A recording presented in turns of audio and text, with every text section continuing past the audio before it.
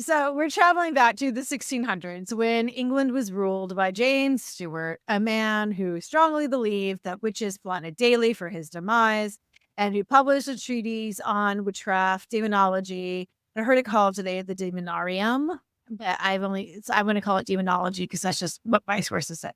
So, Wood said that it was a duty of every loyal subject of the monarch to denounce witchcraft wherever they might find it. And James was completely convinced that witches were going to undermine the social order. And lowering the bar for capital conviction in 1604, the Witchcraft Act made it a capital offense to make a pact with the devil, conjure spirits, or seek a familiar. Prior to this, to prove witchcraft, there had to be physical evidence of maleficium, or injury to a person or an animal, or death. But we're going to really talk about people who were in Pendle, which is in Lancashire.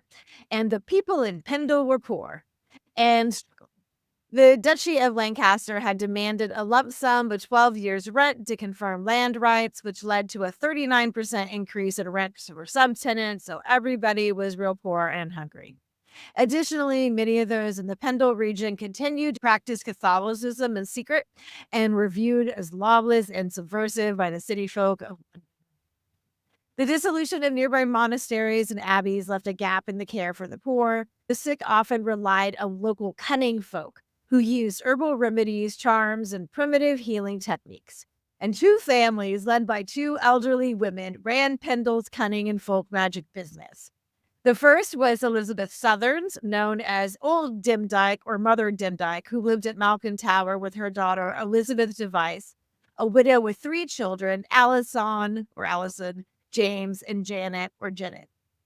Dimdyke allegedly had been a witch for 50 years, and she was also blind. Allison acted as her guide through town, where they practiced their main occupation of begging.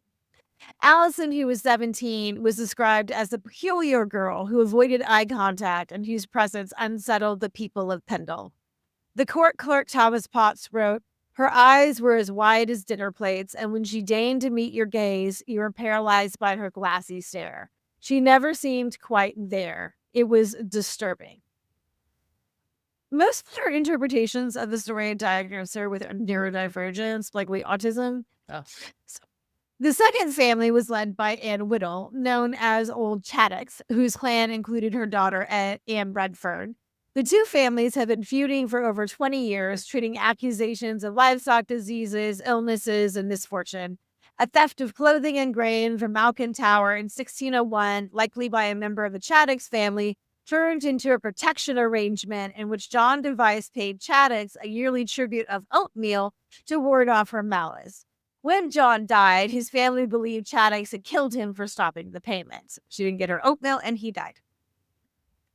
In March of 1612, Allison was begging on the road to Troughton Forest when she met the peddler John Law. She asked if he had any pens, Pins. Pens were rare goods commonly used in folk magic at the time, particularly in love divination and protection charms. And John said no and refused to loosen his peddler's sack for her. And peddler's sack just sounds dirty. So, rebuked, Allison uttered a curse. And as John turned to walk down the road, he collapsed, his face going slack, and he was unable to speak. Allison was convinced her familiar, a demonic black dog she called Fancy, caused the collapse. John's son, Abraham Law, brought a complaint that Allison and Fancy not only caused John Law's stroke, but that they continued to torment John in his sick bed. John had seen the great black dog, and sometimes Allison with the dog, staring dead-eyed at the sick man before leaving silently, which is slightly disturbing. If we still come silently into a room, stare at me, and leave. I would not. But Abraham the son amended the story of the meeting on the road to say that John had, in fact, given Allison the pens, meaning that Allison had no motive for cursing John, and she did it only because she was a witch filled with malice. Not that it'd be even better, she had a reason for it. Then was brought vengeful or just mean. That was options. So Allison was brought before Magistrate Roger Noel on March 30th, 1612. He used leading questions to extract a confession that fit the legal requirements of the 1604 statute as well as his ambition. People who wanted to suck up to King James wanted to bring him witches. So not only, though, did Allison confess to her familiar striking down John Law, she told him how she cast the curse. She said after she was refused the pens, her familiar appeared before and asked, "What wouldst thou have me do at that man?" "What canst thou do at him?" Allison asked. "I can lame him," the dog replied. Allison agreed, and before the peddler was gone 40 rods further, he fell down lame. Allison said that she got the familiar after selling her soul for the power to do anything in the world. Whoa. It's a pretty big power. It's a big power. It is. So, in addition to confessing her crimes, Allison also accused her grandmother, who she blamed for her corruption, of performing a ritual which killed the daughter of a neighboring farmer. And then, not only sticking to her own family, Allison started throwing the Whittles, the Chattox family, under the witchcraft bus. She accused old Chattox of killing one of her friends for laughing at her and other various witchy crimes. Roger Knoll then interviewed Demdike and old Chattox, who both freely admitted to practicing witchcraft. Demdike said she had made the pact with her familiar Tib when she turned 60. Old Chattox got her familiar 5 years later. Both familiars took the form of young men who offered to do the women's bidding in return for their souls and gave the women powers to heal and curse. What? The magic they practiced combined. I really hope they were hot young. I left that part out. I'm just assuming that they were. I think it's So- good, right? I think it is. So, some magic took the form of sympathetic magic, which involved the making and using of items that resembled the people they wished to have influence over. Some involved charms that combined folk beliefs with the elements of Catholic prayers. Demdike would create a picture of clay of her victims to focus her will. She would prick it with a pen or thorn in places where she wanted the person to get ill, so kind of like a puppet or what we call a voodoo doll. If she wanted to kill the person, she'd burn the clay. So after these conversations, Allison, Demdike, Chattox, and Anne Renfern, Chattox's daughter, were arrested. After this, on Good Friday, which was April 10th, it is said there was a witches' Sabbath at Malkin Tower, plotting to blow up Lancaster Castle and to hex the jailer to death.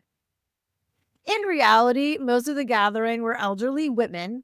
James Device stole a sheep to feed the group, but it just did not look great to have a bunch of people meeting on Good Friday, which was a sacred day in the Christian calendar, and a subversion of this into a witch party would be super heretical. Add in a plot to explode a castle, and you have escalated from witchcraft to high treason against God and the crown. So the suspected witches were arrested and committed to the dungeons of Lancaster Castle, which were pretty bad as far as dungeons go. There was another good dungeons, but there was no light, there was no warmth or sanitation. Demdike would not survive the accommodations until trial. She died before she even got to court. 21 people were on the jail calendar for the Assizes judges for August 18th. The Assizes, I just like saying that word. The Assizes, I know it's the Assizes. So the Assizes judges visited Pendle twice a year. Court was presided over by judges Sir James Altham and Sir Edward Bromley. Bromley was hoping for a transfer to a judicial court nearer London and knew that a successful conviction of a dangerous coven would demonstrate his loyalty to a witchcraft-obsessed king. Altham was trying to restore his reputation after being accused of a screw-up at the York Assizes earlier that year. No counsel was provided for the defendants, and they could call no witnesses of their own. The evidence presented relied on their confessions and was undoubtedly influenced by neighborhood grudges. Old Chattox was the first on trial, accused of murdering Robert or John Nutter 18 years before. She pled not guilty, but confessed after evidence was presented that Demdike and James Device had said earlier to Roger Knoll. Elizabeth Device was next, and she was charged with 3 counts of murder. The key witness was Jennet, who was placed on a table in the center of the courtroom because she was not, so everyone could see and hear her. Jennet testified that she had been a witch herself for 3 years and that she had conversed with the spirit in the shape of a dog. She accused her mother of murdering local villagers and having a familiar spirit in the shape of a dog named Ball.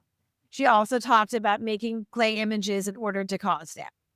So 17th century English courts normally wouldn't allow a child to testify against their own family, but there were exceptions made for witchcraft trials under King James's Witchcraft Act of 1604 in which he argued that since witchcraft was high treason against God, normal evidentiary rules don't count. Of course. Jennet said there were about 20 people at the witches' feast of beef, bacon, and mutton, and she pointed them out in open court, including the wealthy gentlewoman Alice Nutter, the weaver's wife Catherine Hewitt, alias Moldheel, and the mother pair's son Jane and John Bulcock. She even described where everyone sat. Elizabeth would have to be removed from the courtroom because of her screams of anguish at her daughter's betrayal. She would be found guilty. James was tried next and also found guilty. And Redfern was tried for the death of Chris Nutter 18 years earlier. The evidence hinged on Nutter's daughter, remembering that her father believed he was a victim of a curse. She had been seen making clay images by James Device and was found guilty. Next was Alice Nutter, who was not like most of the accused, and the name is probably familiar. She is in Good Omens. She's a character in that. A lot of the characters in Good Omens were named after the Pendle Witches. But in addition to that, the singer for Chumbawamba changed her name to Alice Nutter. So that's funny. Yeah. There's a statue of her. Anyways, Alice Nutter is one of the more well-known names of this. So she wasn't a cunning woman, nor was she poor. She was the widow of a farmer and had land, and her children were of, quote, good hope, which I assume means they were not asshole. Jennet would choose her by hand in the courtroom as an attender of the feast. Some historians have speculated that she was in a land dispute with Roger Knoll, and her death served to reward her rival with her property. Another theory is that she was a member of a Catholic family and that she kept her silence during the trial because she attended a secret mass on Good Friday and she didn't want to get any renegade priests in trouble. So whatever the case, her conviction would be used to send a message to other Catholics in hiding at the time. Catherine Moldheels Hewitt was also convicted based on Jennet's testimony. Jennet's evidence against John and Jane Bulcock was even more absurd. Jennet remembered John turning a spit on which they had roasted the sheep that Good Friday. Since it was illegal to aid or assist a witch, this was enough in 1612, along with other hearsay evidence to seal the fate of both defendants. Kind of reminds me of that law, like when you're present at a crime, just because you're there, like then you're a part of the crime. And this is like, you were just turning a spit with the witches and that was assisting them. So you are now a witch too, and now you're being hanged. Then Margaret Pearson was tried for killing a horse by riding it to death, which was called being ridden, from which we get the modern word sugared. Today I learned. Yes. So, yes. When you ever the idea that yes. It's a word. Yes, We're yes. learning about. We like etymology, not horse death. Correct. So she was convicted, although not condemned to death, and said she was to be pilloried for 4 consecutive market days. It's when they stick your hands on the stocks and people could throw things at you. And then she also was condemned to serve a year in prison. Allison would be the last to be tried, and the star witness against her was John Law, who had to be assisted into the court. Allison again begged for his forgiveness. The court asked her to restore his health, and she said she wasn't powerful enough of a witch to do that. Demdike could have, but she's dead, so no dice, John. So eventually 9 people were sentenced to hang for witchcraft on Gallows Hill. Elizabeth, James, Allison, Anne Whittle, Old Shaddocks, and her daughter Anne, Alice Nutter, Catherine Hewitt, aka Moldhills, and Jane Bulcock and her son John. It is thought that their bodies were thrown into unmarked graves or a pit on the moors, as those convicted of witchcraft were denied burial in consecrated ground. 9-year-old Jennet was not convicted. She was arrested as well, but because of her testimony, she was set free. However, in 1633, she was accused of murdering a local woman by witchcraft by a young boy named Edmund Robinson. First, she was found guilty along with 16 others, but when Edmund's story was found to be fabricated, she was acquitted. It is likely that she was too poor to pay the board fees required for release from Lancaster Castle, and she may have died in the same dungeon her grandmother did, as she disappeared from the records, so we're unsure of her fate. The book on this case, written by Thomas Potts. A little karmic too, probably. Yeah, a little bit. So the book on this case, written by Thomas Potts, was included in a reference manual for magistrates, including those in the colonies in America, leading to the use of children's testimony in witchcraft trials, which is what would lead to the demise of the witches in Salem. So we have this witchcraft trial to be. This is where they were like, "Little kids can come up and say whatever they want, and we will both them." Yeah. Huh. It's a trial of the Pendle Witches.